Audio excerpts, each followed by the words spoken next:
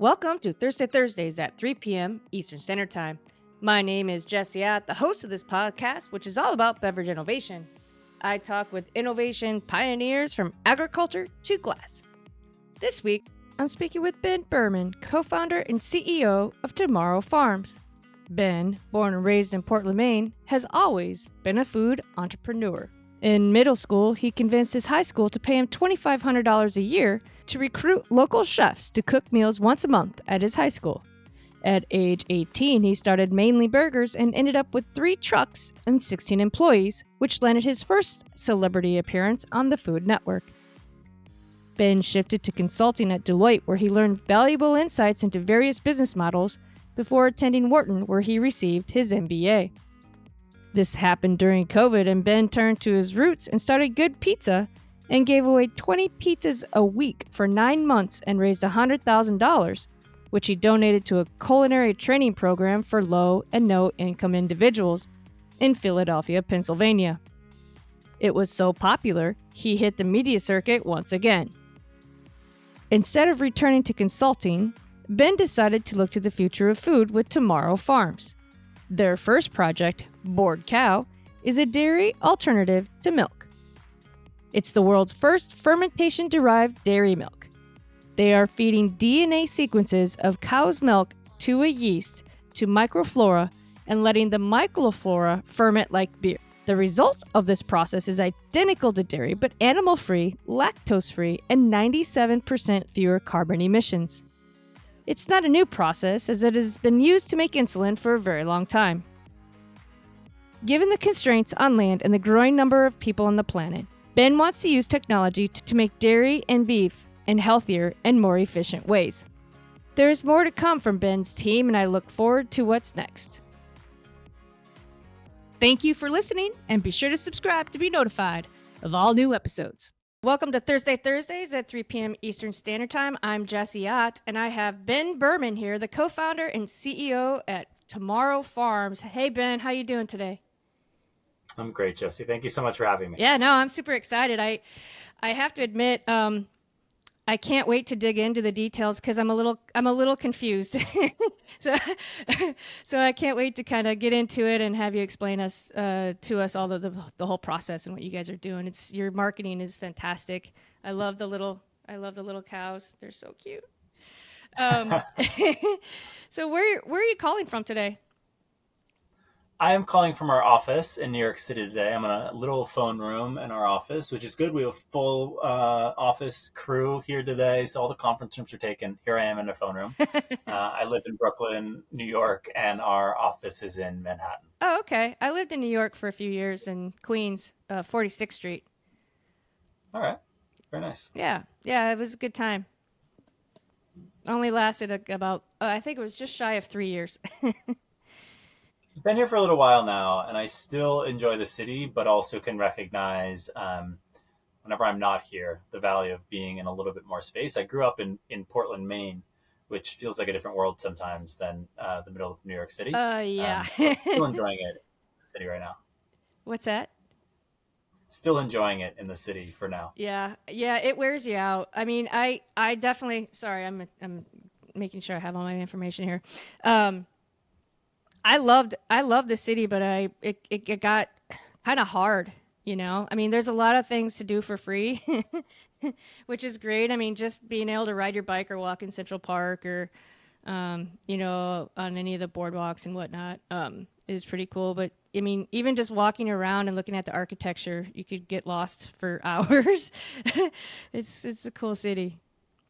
It's true. I talk a lot with my partner about how we're not optimizing for comfort at this stage in our life. I think we both recognize that living basically anywhere but New York City would likely to be more comfortable. You'd have more space, slightly slower pace of life, driving a car to the grocery store instead of lugging them, a mile in the heat of Manhattan. Yeah. We'd all be more comfortable, but that's not what we're optimizing for right now. We want to sort of be in the arena and working on stuff that we care about. Yep. and part of what feels like where the action is.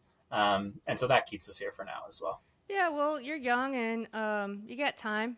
It's an adjustment. It's a completely different lifestyle, like you said. It Yeah, is. I remember walking in Queens. I had to walk a mile or so to the to the grocery store, and then you have to lug all that back, and yeah, it's not fun over time. It's not fun. It's totally. There's lots of parts of it that are not fun, but it is exciting and challenging, and I always feel like I'm growing, and there's always something new to explore. Absolutely. And that pace is fun right now.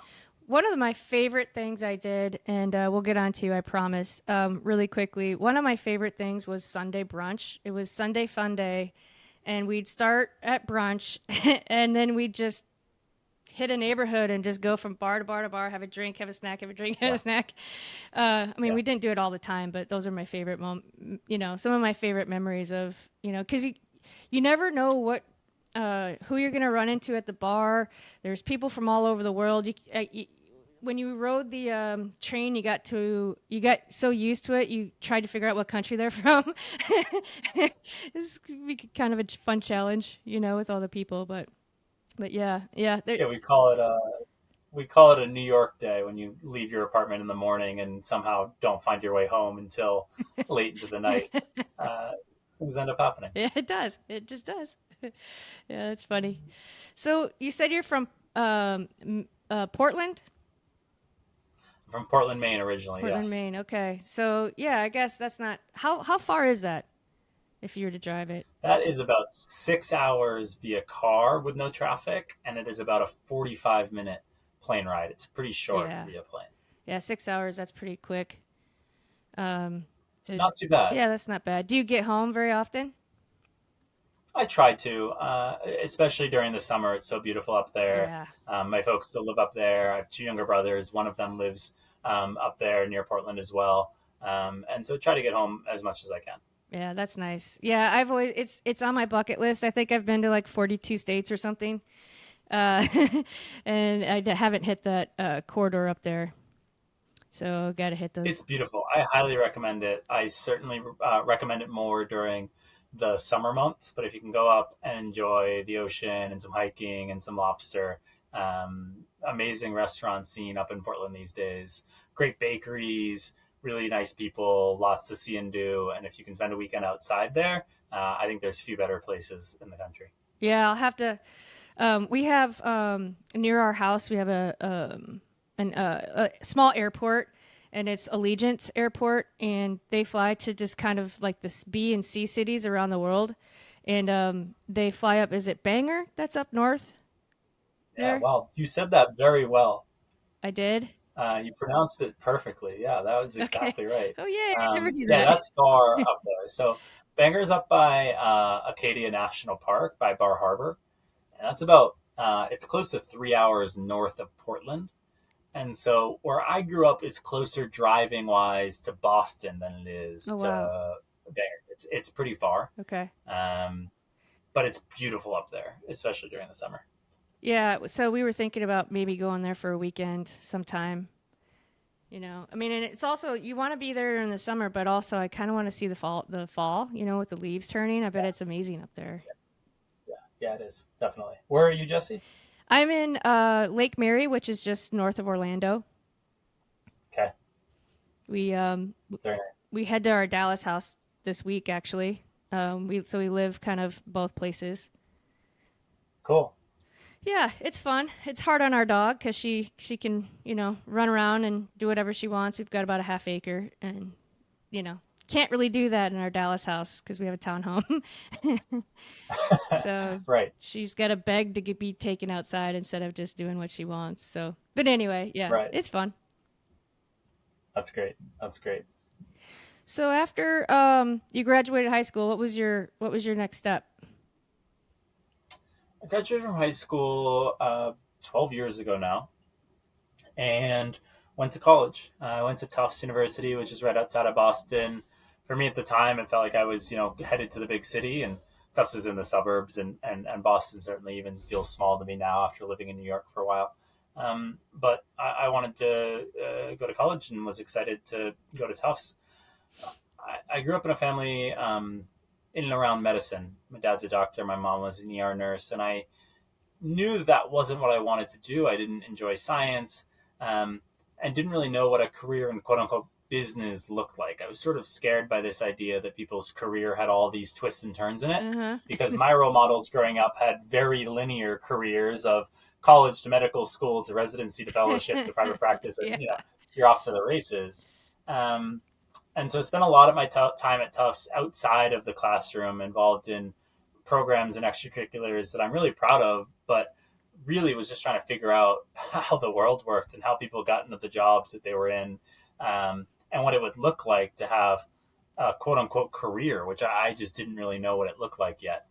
Um, I graduated from Tufts and did what I think any sort of ambitious but unsure of themselves a recent college graduate does, which is consulting for me. So I ended up at a big management consulting firm for about 3.5 years, and honestly loved it. When you're 22 years old and you have a chance to travel 4 days a week and be in these Yes. big companies and work with executive teams and learn a ton, and room service is exciting, not depressing when you're 22. Uh, it was great. You get to see all these cities and Mm-hmm. run outside in the morning, and in places like Dallas and Orlando and even New Jersey. You just like feel like you actually, oh, this is what the world is like, and get to see some of it and how people live in these new restaurants and all of that. Yeah, definitely. I really liked it. I learned a lot. I think you get trained in a certain attitude towards work. Work becomes important to you. You become good at work. You learn a lot of the fundamental skills that will make you a valuable team player later on, whether that's the ability to run an Excel model or tell a story in PowerPoint or just have a business meeting with somebody, how to get through a business dinner. You do a lot of Yeah. that at a really young age, right out of college. And I'm thankful for the experience, despite it being, you know, what you give up is you give up, Wednesday night kickball with your friends in your home city, but you learn a lot in exchange. Yeah. Agreed. Yeah. What Um, kind of consulting did you do? oh, I did it all over. I was a strategy consultant, and so I had clients that ranged from nonprofits to huge pharmaceutical companies to fast food companies to the U.S. Golf Oh, Association, fun. and a whole bunch more. It was really fun. It was a lot of really interesting clients solving really interesting problems. Did work that I generally felt was valuable and that we were providing some meaning to, hopefully. Enjoyed the people that I worked with, and learned a lot from those people, and that was really the reason to stay there. Yeah, for sure. Did you get burned out? Those jobs are really good at telling you about the next thing that will be exciting. And so you switch projects every 3 to 6 months. And that was an easy way to feel like you're not quite burning out, because the second something gets really hard, it feels like your time's up and you're on to the next thing anyway. And if you can have good mentors looking out for you in that type of environment, people will make sure you're not on 3 projects in a row that are super, super intense. And so I'm thankful that I did have some people who sort Nice. of are looking out for you, and they would know, oh yeah, the last 6 months on, the project with this client and this partner group, that was a pretty intense one. And maybe you feel the pressure of that. Let's make sure that your next project is a little bit more laid back, a little bit more fun. And so you're able to keep a balance that way. Yeah. The other thing is, it was always I knew it was going to be a fairly finite amount of time for me. Those consulting jobs end up largely being funnels towards business school or other careers as a break. And so for me, that was the next traditional step in my process. And so about 3 years in, the firm committed to paying for my business school, and I applied to graduate programs. And then my last year there, I knew that I was headed to business school the following fall. And that helps too when you sort of have the next thing on your horizon. You can make it through that last bit. So they paid for your MBA, or is that what you got your MBA? I went to the Wharton School at the University of Pennsylvania and had a blast there for 2 years. Amazing program, tons of my closest friends, learned a ton, and was there to do just that. The firm programs are, you have to go back. Yes, they'll pay for your school as long as you go Right. back. And we're talking here today because I didn't go back, which is a whole nother story that we can get to. And I ended up starting a company instead. Awesome. So you didn't go back. So that's exciting. So what was the company that you started? That was Tomorrow Farms. That's where we are today. A few things happened during business school. First, I was there during the pandemic. So March 2020 was spring break of my first year. People have probably heard a little bit about business school. There's a lot of travel during business school for fun with classmates. And I was supposed to go to Morocco with my classmates sort of the first week of the pandemic and realized, I don't think that makes a lot of sense for me right now. I think I'm going to hang back, which was a good decision Yeah. in the end. Um, Being in school during that time, I suddenly had a lot of free time on my hands. I think a lot of people transitioned jobs to their home offices. I transitioned what was supposed to be a very social season of meeting new people and traveling and yes, sometime in class, but a lot of it is you're on campus in between things and extracurriculars. And that was all shrunk really, really, really quickly. I have always considered myself a food entrepreneur. It stretches all the way back to middle school for me. I started a Chef of the Month program in my high Nuh-uh. school cafeteria. What was that I like? convinced this, I convinced the school to give me. I went to public school in Maine and convinced the school to give me $2,500 a year to go out and recruit local restaurants to come in and do a cafeteria takeover once a month. And so the local Spanish chef would come in and take over the cafeteria and do paella for the whole school for school lunch and sell it at school lunch prices. So it'd be, $2.75 for a bowl of paella from the most famous chef in Portland doing paella. Wow. It was a blast. That's cool. When I was when I was 18, I started a food truck company called Mainely Burgers up in Portland, Maine, with my best friend. We grew this company together to 3 trucks and 16 employees, and got to be on the Food Network. Wow. Two trucks that were called Mainly Burgers, doing homemade burgers and sandwiches and sides. Another called Mainly Treats that did homemade ice cream sandwiches and root beer floats and sundaes. It was an absolute blast. So one of the things that I did when the pandemic hit and I had all this free time is I started making pizza. And then very quickly, I started lowering the pizzas out my window to raise money for Hunger Relief. And so I'd make 20 homemade pizzas a week. I was making Wow. my own dough and fermenting it over 3 days and making my own sauce and getting the best cheese I could get. I make it on these steel plates in my electric oven. I like to think I got pretty good at making pizza. And I put it up for a lottery on Instagram. I never charged anybody for pizza. I said, this is for a good cause. If you like what we're doing, I hope you'll donate. No problem if not. This is something that makes me happy. On Wednesday, I put it up on Instagram in a lottery. And on Sundays, I would serve 20 of them to 20 winners from the lottery system. And I'd lower the pizza out my window on a homemade pulley system that I made from a recycled toilet paper box from my Uh-uh. second floor window. And it just took off like you wouldn't believe. At its peak, we would have about 3,500 people who would sign up for this 20 winner lottery on Wednesdays. Wow. So that's a what? Little under 1% Yeah. odds of winning. That's fun. I think on Friday I'd email the 20 people and they'd pick a slot to come pick up their pizza. And on Sunday afternoon at 3 o'clock, I'd start cooking. And then from 5 to 8, I'd make pizza and lower them out my window. And over the 9 or so months that I did it, we ended up raising well over Holy $100,000 for smokes. Hunger Relief in Philadelphia. I was on Ellen and Good Morning America and the Today Show and Food and Wine Magazine and Barstool and all these huge outlets that really supported our story and our cause. Tons of amazing supporters, and ended up donating the whole entity to a culinary training program for low to no income individuals, Oh, which I cool. was really proud of as well. Yeah. Now, to bring it full circle, around that same time, I'm thinking about going back to consulting for the financial security because I like the job. I sort of had this voice in my head saying, I think I'm supposed to be doing something else. I think that my skills might be more unique than I thought that they were. I think a lot of the things that I wasn't as good at in consulting, I realized my classmates in business school were really good at and they really enjoyed it. Started working with a leadership coach who was playing back some of that to me as well. And when I think about mentors and I think about supporters and I think about those people that can change the trajectory, there were the two general partners at the SALT Fund, which was a small venture fund that I had known for a while, who said, if you want to go back to consulting, that's great. But we'd love if you came here during your last couple months of business school and just explored what was out there. Just see if there's something you might want to build.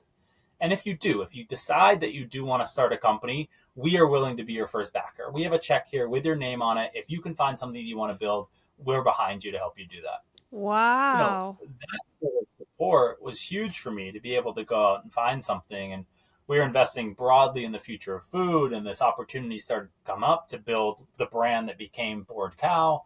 And that is how I ended up sort of with you here today. So what was the process like? So wow, that's incredible. I love what you did during COVID with the pizzas. That is super cool. Congratulations Thanks. on that because $100,000 is a really big deal, Thank you. and to be able to figure that out. I have to ask though, what's the key to making a good pizza? Because we make them homemade sometimes, and I'm gluten free, so we have to do that. But I'm not talking. I mean, that's annoying stuff. But what's what's the key to success on that? I don't have good gluten-free tips for you, but I do have a couple variables that I always thought about. One is the oven and what you're cooking on. So even in my Brooklyn apartment now, the heat source only comes from the bottom and not from the top, and I can't make a good home pizza. So sometimes just by virtue of the oven that you have, this one that I had in my apartment in Philadelphia was a perfect pizza oven, and I don't know why, but it's something about where the heat was coming from was really, really strong. I recommend steel plates in your oven. There are a couple companies that make this now. I always loved one called Baking Steel. I think that's a really great heat transfer source. Okay. And so I'd crank up my oven as high as you could go, let it run for a whole hour, get that steel as hot as possible, and then cook your dough on there. How do you get the Second dough? variable, How do you get the dough on there? Because do you put the dough on the plate and then make the pizza, or do you make the pizza and then slide the dough on the plate? the latter. I had a lot of kitchen equipment and pizza equipment during the peak of this. And so uh, peels are the like the wooden boards that you see in a pizzeria to get a pizza on and off the stone or into the oven. Those are pizza peels. And so for home cooks, if you really want to go all out, I recommend two peels. One, a wooden one. And so what you're going to do is you're going to make your pizza on the peel. You're going to put some semolina flour down on the peel that work as like your ball bearings on it. And then that should be able to give you the opportunity to Slide it. slide the pizza in and Okay. off. It takes some skill. You get more and more used to it. But the combination of a wooden peel with the semolina flour is usually enough to be able to slide your pizza off of your peel and onto that hot steel in your oven. That makes sense. And then I also had a metal peel to get the pizza off of the steel and take it out of the oven. So a super sort of thin and Thin. sharper Yeah. metal peel so that when the pizza is cooked or when you need to flip it, you can go in the oven and get it out that way. Huh. That's interesting. So, do you grease your pan at all? No pan at all. No. You're putting the dough directly on the pizza steel. Interesting. We've tried to do that. It didn't. Just doesn't really work. So I was just curious. It's hard. Yeah. It's hard. I was making my own dough, which is the other big variable that I think is helpful. Yeah. When you think about dough, think about the hydration level in your dough, how much water are you using per gram of flour, and then the fermentation time and temperature that you're using. And so this combination of bulk fermentation at room temperature versus in a refrigerator, and then once you ball it up, how long are you letting it go versus how much water is in it, and the more water that's in it, the harder that it will be to get it off of your peel and onto the steel. But also that water at high temperatures will evaporate in the oven and it'll give you sort of a puffier, lighter dough Ah. versus something that's a little bit more crunchy and crispy with a slightly lower water content. And so like all these interesting variables. And it's why I like pizza. I think there's always something to tinker with and play with. If you're Yeah. using a sauce that's raw versus cooked and what types of tomatoes and you adding garlic and basil and at what point, and on the cheeses, what if you add this first versus last, and cheese sauce first versus sauce first? Um, I like that part of the journey. Yeah. The creative part. So, Exactly. did you put all the ingredients on the dough, or did you have to cook the dough a little bit before you put the I ingredients was on? making sort of like thin and crispy Neapolitan style pizza, and so um, you can check it out on Instagram. It's called Good Pizza PHL. There's still lots of videos on there of me making pizza, but yeah, you're stretching your dough, putting it on your wooden peel, sauce, cheese directly into the oven. Let it go for 9 minutes. Take it out, ready to go. Wow, that's cool. You have it down to a science. So I do did. you miss making I the did. 20 pizzas a week? I I do in some ways. It was very therapeutic. What I love about cooking is it's a set of tasks that are easily accomplished. Mm-hmm. I don't mean the task is easy. I mean it's very clear when the task is done versus not done. And the beautiful thing about my Sunday afternoons doing this is the goal was to make 20 pizzas and get them out the window, quite literally out the window. But each one, you're like, check, done, that Yep. pizza done with. Start again, check, done. I always love that. Even in the burger restaurant, in the food trucks, when you're in the weeds and you have all your tickets up and you're, okay, you've got this cheeseburger and then we've got this order, which comes with French fries. You got to do no pickles on this one. That process of the to-do list getting smaller and smaller and sort of the team effort to get something done, I absolutely love. Yeah. And so I miss that part of the pizza baking, like that whole experience. And I miss the joy that handoff gives to somebody. In my business now, I don't get to see people engage with the product that often. They're buying it from grocery stores and online, and we love reviews and talk to as many customers as possible. But it was such a personal experience in Yeah. making pizza.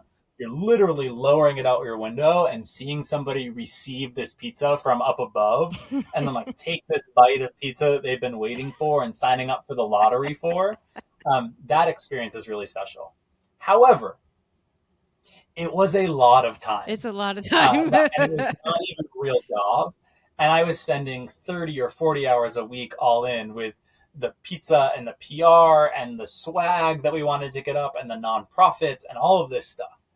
And even towards the very end of business school, when the world started to open up a little bit more, I remember going like, oh man, I really built some chaos here. Like, this is crazy. And so I don't miss that part of it. I certainly would not be able to fit that into my life Yeah. these days. Yeah, no, that's cool. But it's interesting too, because I feel like that experience you had in high school kind of helped you form that idea, in some way. So how did you develop a pizza box? What did you put it in? Did you use Yeah. pizza boxes from someone else? At the start, I was buying pizza boxes on Amazon, like 11-inch pizza boxes.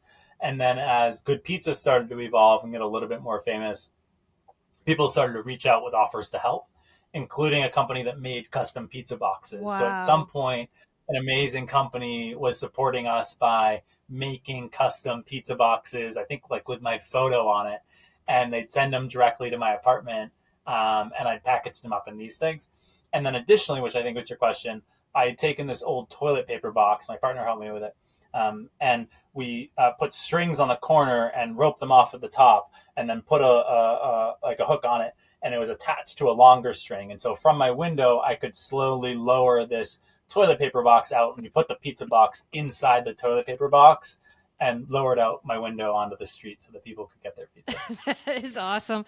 I have to see videos of you lowering the pizza down. That is, I have to see this. It's a must. Go check it out. It was a lot of fun. That is so, so cool. Yeah, that's interesting. So, can you talk a little bit more about Salt then? The Sure. company that how did you meet them? Sure. Salt's a venture fund with an amazing group of investors investing in some of the best companies, I think, on the planet across a couple of different pillars. And I had known the partners there, one of them even since undergrad, since college. And he just was a very close friend, still is. And we've been sort of helping each other through our career for 10 years. Okay. He had gone to business school out at Stanford the year before me.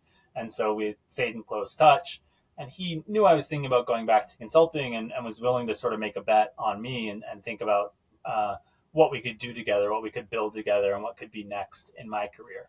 Okay. At Salt, they were investing broadly in the future of food, which on the bio side is a lot of platforms for precision fermentation and recombinant proteins and cell-based meat, technology that they knew I would be interested in, and that I really believe have a chance to fundamentally reshape our food system. The promise of these technologies is a pretty simple one, actually. When I talk about our work, I talk about the idea that I'm no longer sure my grandkids are going to be able to enjoy chocolate milk and pepperoni and hot dogs and chocolate chip cookies unless we find better ways to make these products. There's pretty simple math now that shows us we're not going to be able to create these products long term. We've got to find a better way to make them. What's the The platforms that we were investing in at Salt are building B2B ingredient platforms. They're building things like fermentation-derived dairy protein, which we'll talk about.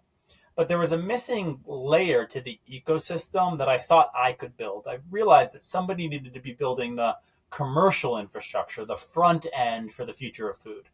And at Tomorrow Farms, the company that I ended up starting and run today, we think about building the Unilever of the future, the company that's going to harness all of this amazing technology and put it into products and brands that are better for people, kinder to animals, and easier on the planet. So, can you explain the math? You said Sure. that there's the math is there that we won't have these certain foods. So, what does that mean? Sure. Should we be alarmed? What that means, Is the bigger question. yeah, I absolutely think that we should be alarmed. I think that everyone should be alarmed. I think the simple math, without going into too much of the numbers here, is this. We're using up all of the land that we need in order to make products via our agricultural systems.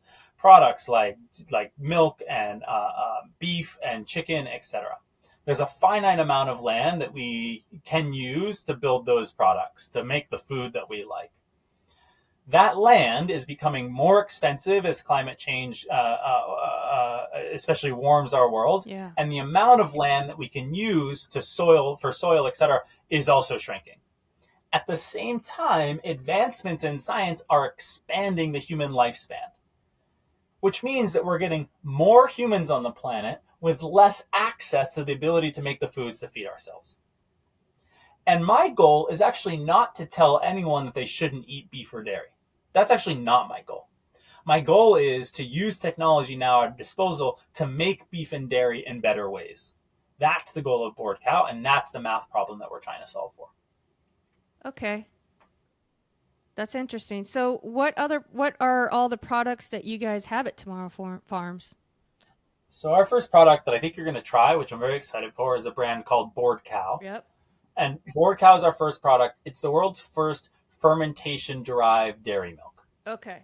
Now, we call it on the package, as you'll see, animal-free dairy milk. Yeah, that's which I understand is an oxymoron It's up until now. confusing. How could it possibly, how could it be animal-free and dairy? Yes. And what we mean is, what you're getting inside of Board Cow is real dairy protein without the cow. With our partners, we're using a process called precision fermentation. What we're doing is we're feeding the DNA sequence of cow's milk to yeast, to microflora. And we're letting those microflora ferment like you would ferment a beer or a loaf of bread or kombucha. And at the end of the process, what we're left with is a dairy identical, animal-free, lactose-free, and up to 97% fewer carbon emission whey protein that allows us to build dairy products that look and feel and taste and smell and act and cook and froth just like real dairy milk, without any lactose, without any animal, and with a fraction of the carbon emissions attached to it. So this is And so 100% made without a cow. correct. You've created 100% made without a cow. you created something that is mimics what dairy what we would typically get in dairy. Actually, a step further. Okay. We're not even trying to mimic what you get in dairy. You're getting exactly the same protein that you would get in dairy. Under a microscope, it is going to be exactly the same as the protein that you would get in real cow's milk. We just made it via fermentation instead of getting it from a cow. Now, there's two thoughts here that might be helpful. One is the process of precision fermentation. The technology that we use to get this protein is a process that has been around for a really long time. Really? It's the process that we use to make the rennet in the hard cheeses on your grocery store shelves. It's the process that we use to make insulin that all of us know somebody who uses. It's a very long-standing process of being able to take a fungi or an algae or some sort of yeast and turn it into something highly valuable, like whey protein. Second is I like to tell people that if you were to write an ingredient list for cow's milk, you could largely segment those ingredients into stuff that's useful for us and stuff that's useless for us. And we like to think that in the useful bucket, a lot of the heavy lifting is done by the whey protein from dairy. That milk protein is a lot of what gives real cow's milk the frothing, foaming capabilities that we Mm, know and love. It's where the amino acids are coming from. It's a lot of the reasons that your parents have you drink milk growing up to right. grow up healthy and strong. What we've done is isolate that protein, make it via fermentation rather than getting it from a cow, wrap it in plant based ingredients, and get to a milk that, as we talked about, and hopefully you'll agree, really has a closer look, feel, taste, smell, act, appearance of real dairy milk without the cow, without the lactose, and without the carbon emissions. Wow.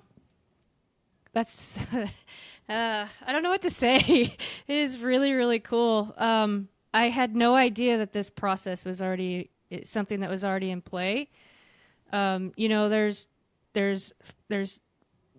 chicken. They got approved this June to it's not a chicken, it's a manufactured chicken. I had another couple gentlemen on. They're doing similar things in coffee, and their reasons are much the same. You're very much aligned with that, and it's just really cool. I'm not a science person, so it's very hard for me to articulate, and I really apologize.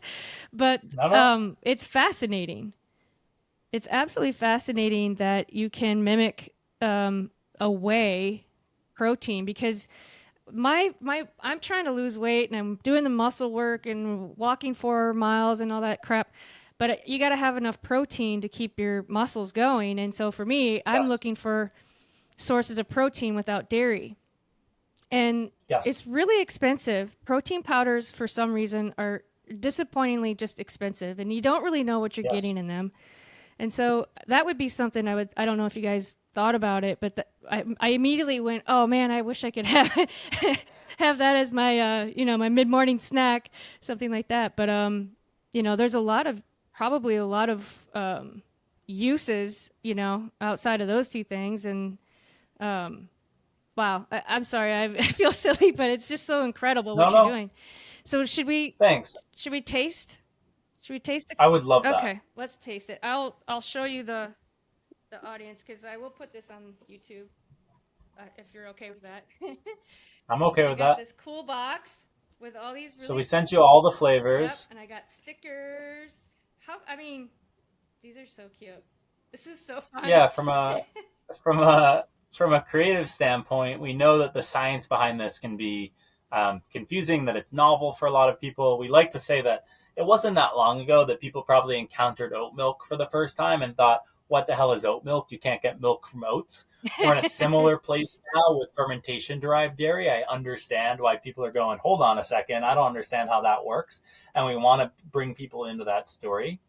Bored Cow, from a creative standpoint, we like to say, tells a story that says cows have been working for us for tens of thousands of years, and more recently they've been forced into factory farming. What if instead of that we let them retire and roam free and pursue their passions and maybe even be a little bit bored? What would they get up to if they didn't have to work for us as dairy cows? And so you'll see on the packaging that we've created this character driven universe where each of the cows is sort of exploring their passions and interests. And so this is Jane, who's just home with a good book and her crossword puzzle and a bowl of cereal. On the chocolate and vanilla and strawberry, you'll see cows that are going to outer space as astronauts or skateboarding in the X Games or are musicians who are playing to sold out crowds. There's And we like those characters as a chance to sort of tell the story of fermentation derived dairy and what we're trying to accomplish. okay, very cool. Here's your skateboarder, the chocolate. Yes. Yes. So which one should we start with? You should try with the original The first. Just original try the first. plain one and see what you think. Are they cold today or Yeah, are you drinking them warm? Great. I put them in here because I put them in the box just before we started, so they're really cold. Do I shake it? You can. You don't need to, but You you don't need to. can. This Okay. is processed aseptically, and so it's going to be a super safe one. Fortunately, you can keep it in your pantry until you want to use it. We like people to drink it cold. It just tastes better, and milk is Yeah. refreshing cold. Wow, it But looks you'll just like see, we milk. call that, that's the goal. You're getting one that's a lot closer to the taste and look of real dairy. The bubbles are Um, all the same. Bubbles, exactly. It's going to cling on that glass. It's You'll get a little bit less smell because you're not getting some of those grassy notes that the cow is eating, yeah. from what the cow is eating. It's But hopefully you'll get some of the cream it's flavor and the sort of the cream. like fat left on your tongue. Exactly. Yeah, it's definitely a creamy. It's I don't know what the calorie count is, but it smells like a creamy kind of. I don't know if there's sugar, but just a little bit. It's just cream. It's nice. Good. I'm glad. There's a little bit of sugar. It's 3 grams of sugar per cup, which is less than traditional cow's milk. It's going to be 100 calories a cup, which is in line with what you're getting from cow's milk. We think about it as a 1% milk replacement. I really like this. It's Thank better you. than milk. Oh, thanks so much. That's so nice. No, really, it's so for me. And looking for non-dairy alternatives is the texture. Mm-hmm. Rice milk, meh. Almond milk, meh. Mm-hmm. I mean, oat milk was finally a solution for me, but there's so many calories in it. And there's no protein. And yeah, unless it's do you fortify these, or is it just the way you've created the whey protein? Good questions. It's a little bit of both. The protein source is coming from that milk protein. And so you're getting 8 grams per cup of real milk protein. You're getting exactly the same protein source you would get if you had a glass of quote unquote real milk. And then we also, because nutrition is so important here, we fortify it with the same nutritional vitamins that you would get from real cow's milk. And so you're going to get the vitamin D and B12 and calcium and potassium that you would expect from real cow's milk inside of board cow as well. Wow. Yeah, I think that's the best milk I've ever had. And that may sound corny, Oh, thank but you. I really like it. I really like it a I really lot appreciate because it. I finally have something where it really is like milk, and actually the flavor's better for me to me because I like Thank that you. Thank you. creaminess to it. It's what's Thank you. it's what milk is supposed to be, right? Well, that's the idea is can we take the best parts about milk? We love dairy. We actually don't need dairy to go away. We just want to find better ways to make it so that we can continue to enjoy dairy for a long time. Nice. Okay, what's next? Did you grow up drinking strawberry milk? Yeah, we had quick, right? So you'd make it If you sometimes. grew up drinking if you grew up drinking strawberry milk, I recommend trying the strawberry next. That Okay. tends to be a very nostalgic flavor for people. And if you grew up with strawberry milk, it's a lot of fun to have people try because I feel like people get like a whoa, I'm brought back to my childhood when trying that flavor. There's no artificial colors in board cow, and so it's going to be a little bit lighter than what you might expect from a strawberry milk. Yeah, it's very It's colored just with a bit of carotene, okay. I and so was it's gonna going to say be a it's kind of light color, orange. exactly, to give it some of that tint. But from a flavor perspective, I think you'll get some of that Oh yeah. childhood quick taste and texture. Yeah, that'll bring you right back. Mm-hmm. Oh, that's good. Yeah, you nailed it. Yeah, that's yummy. So that one's a lot of fun. Yum, yum, yum, Okay, yum. let's do chocolate. Chocolate? So chocolate's a fun one. Chocolate's obviously one of the big sellers. I think who doesn't love chocolate milk, but Exactly. I think as people get older, they realize, wow, there's a lot of sugar in real chocolate milk, or they're lactose intolerant, or there's some reason why they can't drink chocolate milk anymore. Yeah. And the chance to have board cow chocolate milk gives you a chance to have that, like rich and creamy, Mm. delicious treat. I know people that just drink it after dinner as like a dessert replacement or in the morning or even mix it with their coffee. You Yeah. get chocolate milk again. Coffee. Yes. My wife loves she uses whipped cream because there's not a lot of calories in it. Yeah, But yeah, we'll have to try the chocolate sometime. I don't know yeah, about check it out. strawberry, but the chocolate would be yummy. Yeah, strawberry and coffee probably not as good a flavor combination, but the chocolate and coffee very good. So, those of you, yeah, you can't see it because I don't have it on YouTube yet. But who says that drinking milk can't be fancy? I am I am using our champagne flutes because that's what I've got. And so the last one you have there is vanilla, which we also think about as a sort of a special treat. There's a little bit more sugar than the regular version of bored cow, but really wanted to give that sort of like pure vanilla flavor, almost ice creamy Yeah, in its flavor notes. pretty close to the Um, same color yeah, pretty close, exactly. as the But vanilla. that one's really good, especially in coffee. If you like, vanilla latte at Starbucks, that vanilla milk will have a little bit of that vanilla punch and Yeah, sweetness that people like yummy. from that milk. This is my favorite. Oh, good. I'm glad we finished with your favorite. That's fun. So I'm disclosing something that's kind of silly, but because I'm trying to lose weight and do all these things, I'm trying to learn more about health and I'm almost 50 and all that kind of stuff. And so I'm trying to find alternative sources of protein, especially for my wife, because she's only eating like once a day. And I'm trying, I found this article where women are over 50 are supposed to have like 32 grams of protein before noon. And it helps with your metabolism and it helps with your muscle because you're losing 8% of your muscles every year. And so for me, this is the perfect like tie-in because there's this thing called protein coffee. Have you heard this term? I I don't just think learned so. about it this week. So I just saw it. I'm like, this is genius. This is because I need to get protein in her coffee because she drinks 2 cups every day, and so this would be Wow. the perfect Yeah. solution actually because she can't drink dairy either. Great. Perfect. Yeah, yeah. Oh man, this is great. this this has been kind of overwhelming for me because, like I said, I'm not really, into the science part of it, but it's certainly a thing that's happening around the world, and people are really taking it seriously and have a lot of the same reasons for doing it. So it's obviously, like you said, the math is there, right? Yes. So it has to be done, and someone's got to do it. So Yes. yeah, congratulations. That's Well, super cool. thank you very much. I'm so glad to have had the chance to share our story. Especially fun to be able to sit with someone and have them try board cow for the first time, and even better when they love it. So thank you Oh for yeah, the kind words, for letting us share our story and what we're trying to build. Always a pleasure to talk about why we're doing this and how we're doing this. yeah. I just got goosebumps. It'll definitely be a part of my life. I can tell you that, and my wife's. Thanks, Jesse. Thank Yeah, you. for sure. So, what other products are you working on? Can you talk about anything else, or is it just this? Good question. There's lots in the pipeline. My team won't be happy if I share too much Okay, I get it. today, but keep an eye on Tomorrow Farms on our social channels. Keep an eye on the Board Cow social channels, Okay. which are a lot of fun. There's some really amazing content that we make at Try Board Cow on social that I think people will enjoy.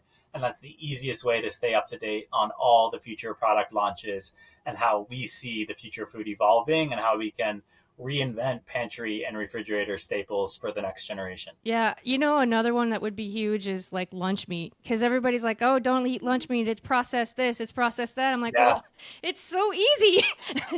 I know. Come up with another It's so solution for good. me." It's so easy.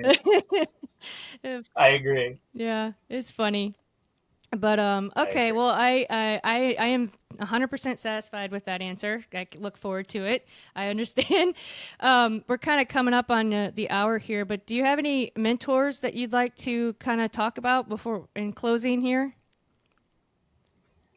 I think I've shouted out a few from the team at Salt to the folks that believed in me when we started the Chef of the Month program to the folks I worked with in college to try to carve out a path for myself. And um, I do believe generally that I have a core belief that nobody out there really knows what they're doing, that everybody is making it up as they go. We're all just trying to figure it out. Yeah.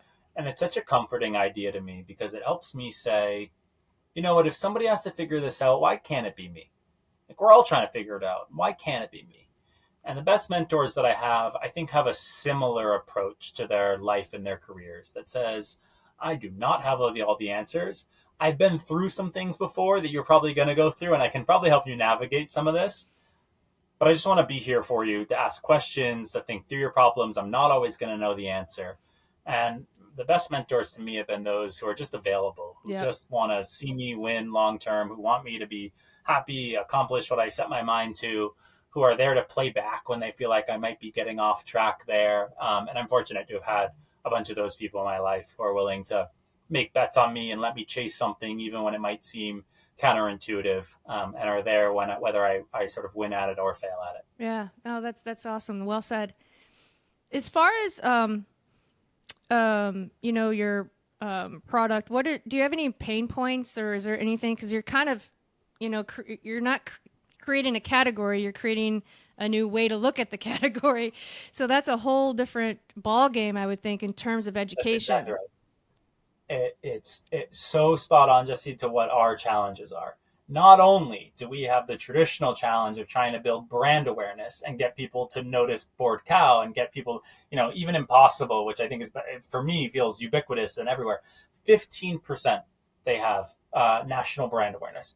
85% of U.S. market would say they don't know, they've never heard of Impossible, they don't know what it is. Wow. Are you serious? And so you can It's think at Burger about King. a brand like, I know, and you can think about a brand like Bored Cow and the challenge that you have from brand awareness.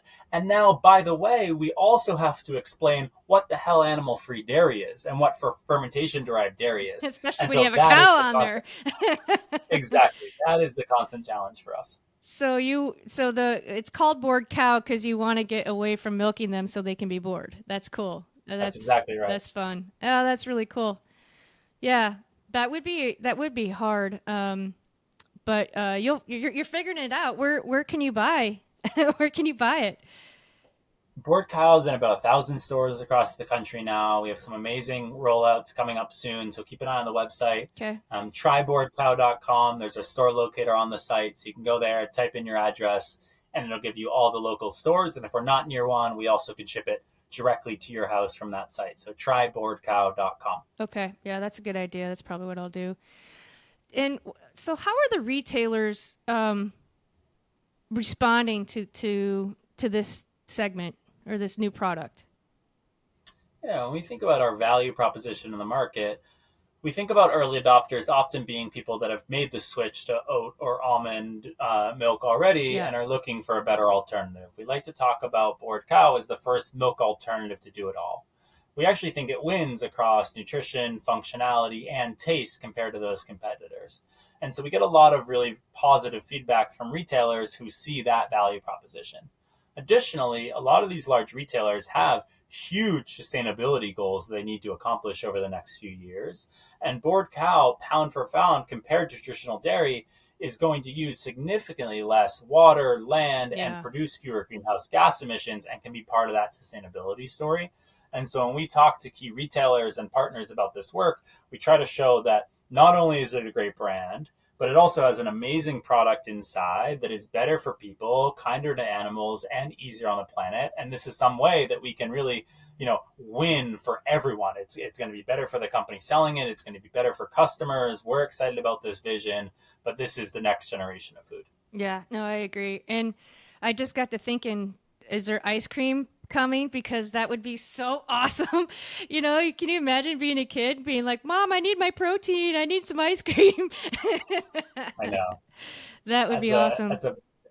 As a very big ice cream fan, rest assured it's something that we're working on. Yeah, good. I look forward to that. That's gonna be awesome.